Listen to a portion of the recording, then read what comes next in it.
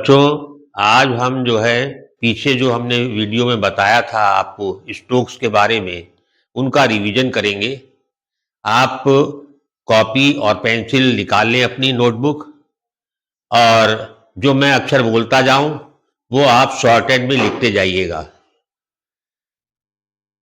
पहला अक्षर मैं बोल रहा हूं टी, तो आप शॉर्टहैंड में लिखिएगा, मैं इंग्लिश में लिखूंगा।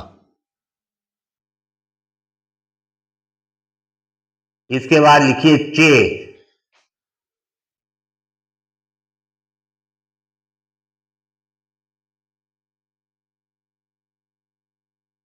अब लिखिए के।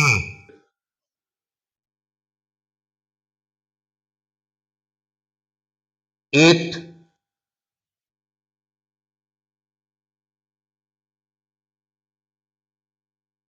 एस।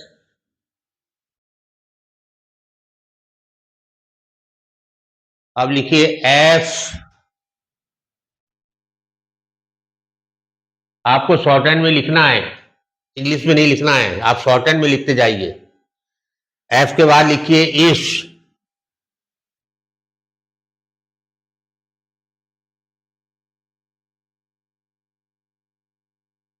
अब लिखिए जेड।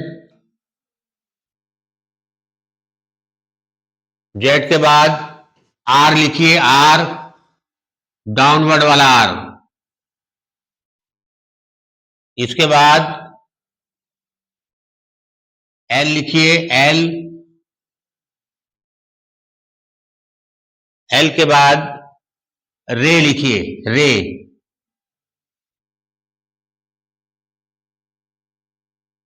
आपको इसके वर्ड शॉर्टहैंड में बनाते जाना है। रे के बाद एन लिखिए, एन। एन के बाद एम लिखिए।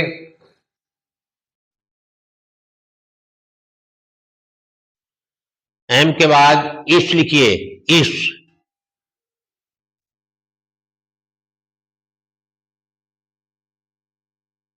अब लिखिए जी।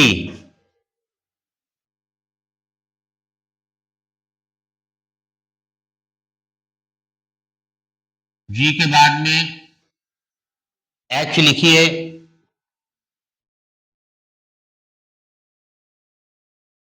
नेक्स्ट लिखिए हे।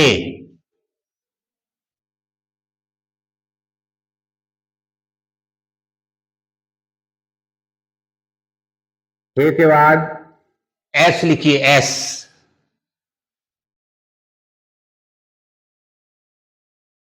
एस के बाद वी लिखिए।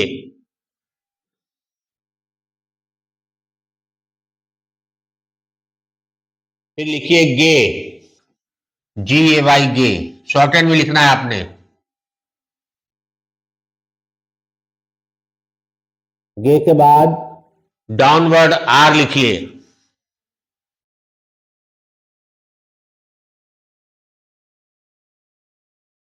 इसके बाद डाउनवर्ड एच लिखिए।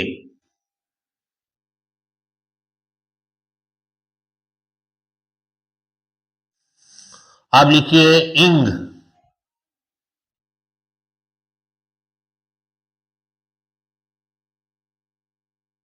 मैं आशा करता हूं कि आपने इन अक्षरों को शॉर्टहैंड में अपनी नोटबुक पे लिख लिया होगा। अब उसको आप चेक करिए, मैं इस पे बनाता जाऊंगा, आप अपनी शॉर्टहैंड चेक करते जाइएगा कि आपने वो अक्षर बनाए हैं या नहीं बनाए हैं। पहला मैंने बोला था आपको पी। पी ऐसे बनता है, ये लाइट स्ट्रोक होता है। दूसरा मैंने चे बोला था, चे ऐसे बनेगा, ये भी लाइट स्ट्रोक है और 60 डिग्री एंगल पे बनेगा। इसके बाद के मैंने बोला है, के ये लाइट स्ट्रोक है। नेक्स्ट मैंने इथ बोला है। आप ये देखिएगा, आपने ऐसे बनाए नहीं बनाए अक्षर। इथ के बाद मैंने एस बोला था। एस के बाद एफ बोला है मैंने। एस के बाद इश। आप देखिए आपने ऐसे बनाया नहीं बनाया है। एफ वाले में जो हमने एफ बनाया है, इसमें एक चीज ध्यान रखिएगा, इस एफ को ऐसे ना बना दीजिएगा। ये एफ ऐसे बनना चाहिए। कुछ लोग ऐसे बना देते हैं, ये ऐसे करके ज्यादा झुका देते हैं इधर को। ये झुका हुआ नहीं होना चाहिए, ये ऊपर से ऐसे आना चाहिए, ऐसे ऐसे।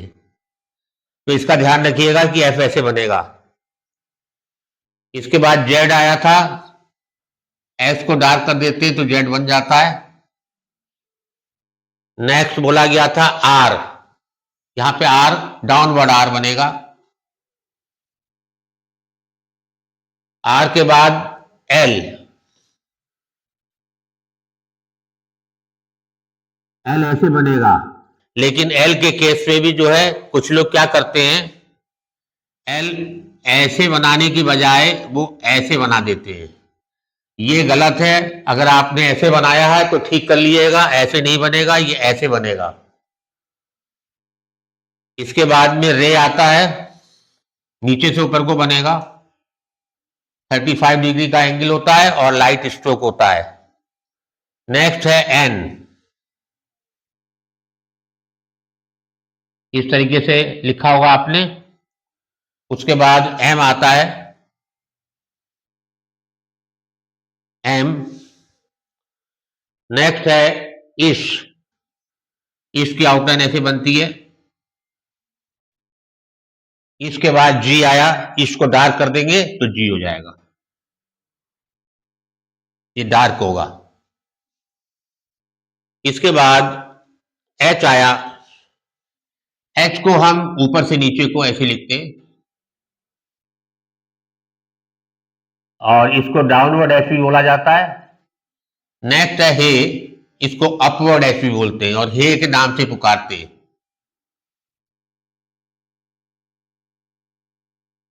हे के बाद मैंने एस बोला था, एस के बाद वी बोला है, ये डार्क होता है। इसमें भी ध्यान रखिएगा ये पोर्शन ऊपर का नीचे को ज्यादा झुके नहीं। नेक्स्ट है गे, के को डार्क कर देते हैं तो गे बन जाता है। गे के बाद आर है, आर ये डाउनवर्ड आर होता है। ये जब आर बोला जाएगा तो डाउनवर्ड लिखेंगे आप ऐसे करके, और रे बोला जाएगा तो नीचे से ऊपर लिखेंगे आप। नेक्स्ट है एच, एच जो है ये ऊपर से नीचे को ऐसे बनता है, तो अगर हे बोलेंगे तो नीचे से ऊपर आप लिखेंगे। नेक्स्ट आता है इंग, एन को डार्क कर देते हैं तो इंग बन जाता है। अब ये मैंने इसके आगे जो है आउटलाइन बना दी है। आप इन आउटलाइनों को जो आपने लिखा है उससे चेक कर लीजिए कि पी आपने बनाया ऐसे बनाया नहीं बनाया, के ऐसे बनाया नहीं बनाया, ये आप जो है चेक कर लीजिए। अगर आपके सही बन रहे हैं तो बिल्कुल ठीक है, आपकी प्रैक्टिस सही है। अगर ये सही नहीं बन रहे हैं आपके तो इनकी प्रैक्टिस और करिएगा।